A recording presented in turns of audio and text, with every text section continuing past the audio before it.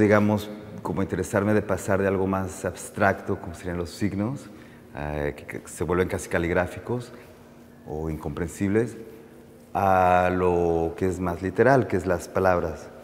Entonces, pensando sobre eso, viendo que se había hecho en poesía, hablando con Irene, me hizo saber, digamos, me recalcó la importancia que tenía la poesía en Chile. Y me di cuenta que la poesía en Chile tiene un poco casi como lo mismo que ocurrió en México, pero con la pintura. Por decir, en México tenemos a los muralistas, a Diego Rivera y estos, mientras que en Chile tienen a Neruda, ¿no? Que son esas figuras que no solo son buenas porque son poetas o pintores, sino que tienen una trascendencia política, cultural, que algo o bastante influyeron en la sociedad.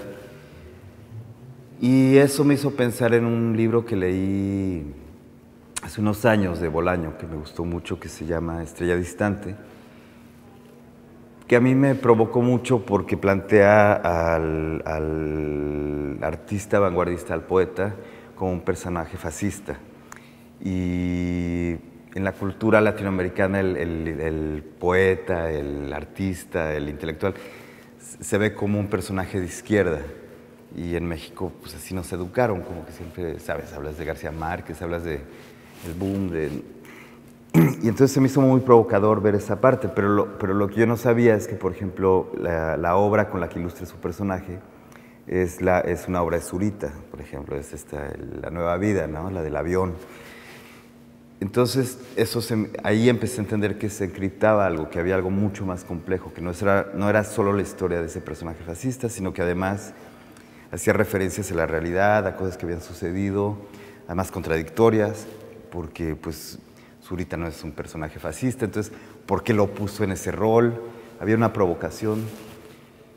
Y de ahí, pues, empecé a investigar y fue mucho lo que vine el año pasado, que fue como a entrevistarme con toda una serie de gentes, como, bueno, entrevisté a Zurita, gente que protagonizó o estuvo relacionada o conoce de toda esa historia.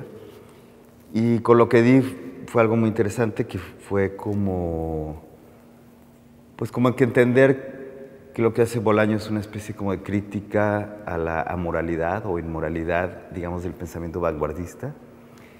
Que hay un caso en Chile a partir del golpe de Estado donde alguien intenta instaurar una nueva vanguardia, una nueva vía artística, y que las razones por las que haces, si quieres, por un enamoramiento o un deseo de vanguardia, pero que claro, en un momento tan politizado, donde la sociedad se divide, donde se toman partidos muy radicalmente opuestos y además muy dramáticos, pues es cuestionable cómo ocurre esa vanguardia, ¿no? O sea, Bolaño de hecho hace una crítica moral, pero esta vanguardia tiene un efecto muy fuerte, tiene un efecto pues, que se ve en todo un movimiento, que es la escena de avanzada, tiene repercusiones que yo creo que están todavía hoy en día, todavía ellos están vivos, todavía son sujetos a discusión.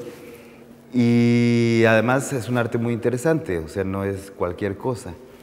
Y para mí eso fue como el paso, como interesarme, es lo que me llevó a la película.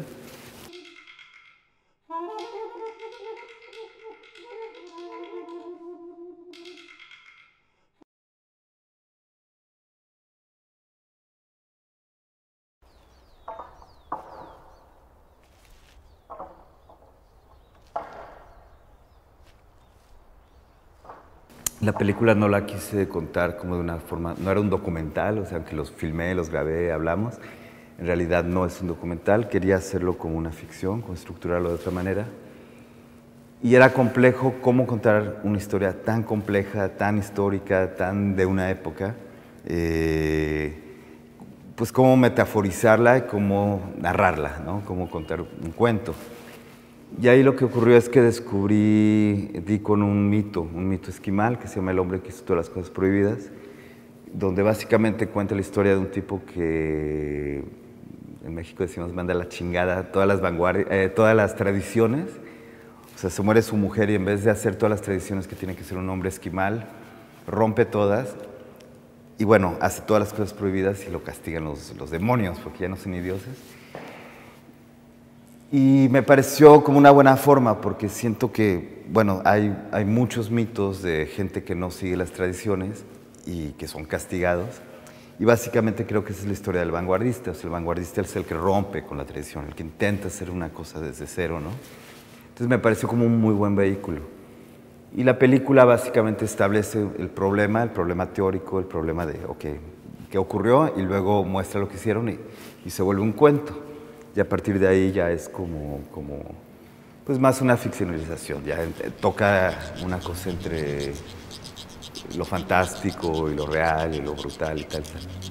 Y básicamente siento que el personaje representa a ese ser obsesionado por la vanguardia, ¿no? Que es al que retrató de alguna manera Bolaño.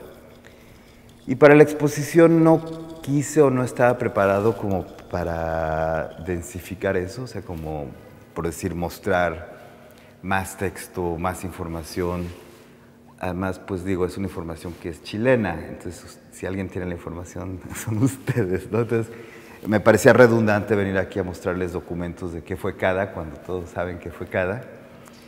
Y sentí que tenía que apoyar la película de otra forma, desde otro punto de vista, como si quieres más ligero, más formalista.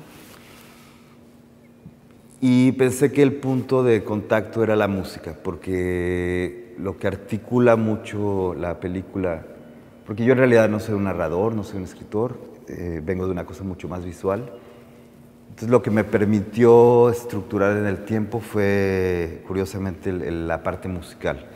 Entonces, por ejemplo, a mí me costaba tratar psicológicamente a los personajes y explicarle a los actores cómo se sentían o de dónde venían o qué querían. Pero lo que pude hacer es, hace cuenta, asignarles instrumentos musicales a cada uno, y luego casi que dirigirlos como una orquesta. Entonces sentí que era importante como apoyar un cierto aspecto que es muy fundamental, digamos, en la construcción de la película, con la muestra, ¿no? Y la idea principal fue hacer una partitura que sugiere una década, un espacio temporal. Y ya estando aquí me di cuenta que pensé que los colores del spray podían ser una especie como de nota musical y jugar con eso. Y básicamente fue poner la estructura y después pues improvisar y pintar.